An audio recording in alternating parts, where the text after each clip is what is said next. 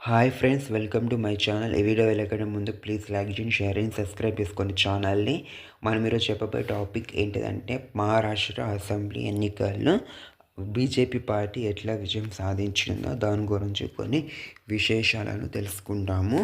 ఇక్కడ మొత్తం మహారాష్ట్రలో మొత్తం అసెంబ్లీ సీట్లు వచ్చేసి 288 సీట్లు.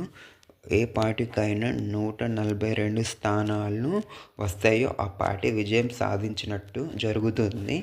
ఇక్కడ బీజేపీ పార్టీకి 132, శివసేన షిండేకి పార్టీకి 57 స్థానాలు, ఎన్సీపీ అజిత్ పవార్కి 41 స్థానాలు, శివసేన ఉద్ధవ్ ఠాకరేకి 20 స్థానాలు, కాంగ్రెస్కి 16 స్థానాలు, ఎన్సీపీ శరద్ పవార్కి 10 స్థానాలు విజయం సాధించడం జరిగింది.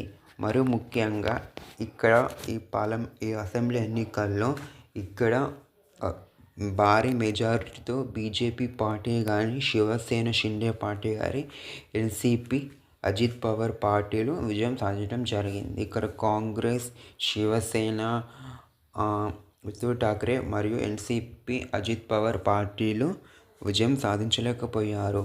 కానీ ఇంతకుముందు ఇక్కడ మేలో జరిగిన పార్లమెంట్ ఎన్నికల్లో ఏకంగా కాంగ్రెస్ ఉమ్మడి అభ్యర్థులు ఇక్కడ 30 స్థానాలు విజయం సాధించడం జరిగింది. కానీ ఇప్పుడు ఆ విజయం సాధించలేదు. ఎందుకంటే ఇక్కడ బీజేపీ పార్టీ ఎంతో ప్రతిష్టంగా తీసుకుంది. ఎందుకంటే ఈ మహారాష్ట్ర అంటే ఆర్థిక రాజధాని అని చెప్పవచ్చు. ఎందుకంటే బొంబాయిలోనే ఆర్బీఐ కానీ ఆర్థిక పరమైన అన్నీ కూడా బొంబాయిలోనే ఉంటాయి. మరి ముఖ్యంగా ఇదేంటంటే మహారాష్ట్రలో అతి పెద్దైన రాష్ట్రం అని చెప్పవచ్చు.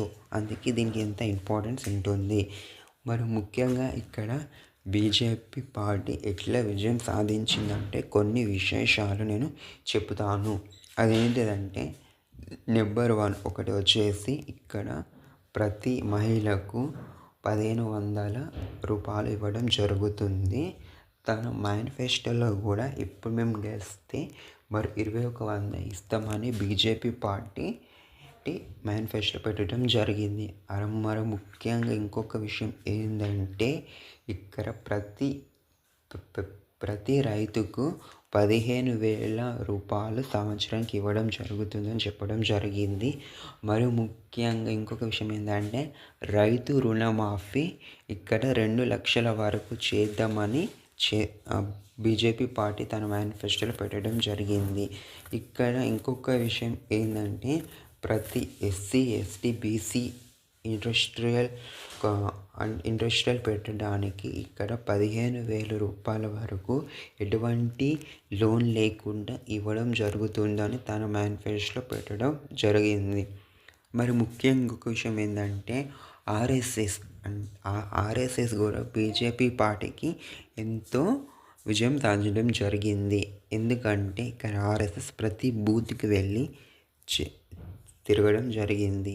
మరి ముఖ్యంగా ఏంటంటే ఆర్ఎస్ఎస్ అయిన ప్రధాన కేంద్రం నాగపూర్లో ఉంది కదా. నాగపూర్ అంటే మహారాష్ట్రలో ఉంది కదా. అందుకే అంత ఇంపార్టెన్స్ కూడా ఆర్ఎస్ఎస్ ఇచ్చారని చెప్పవచ్చు.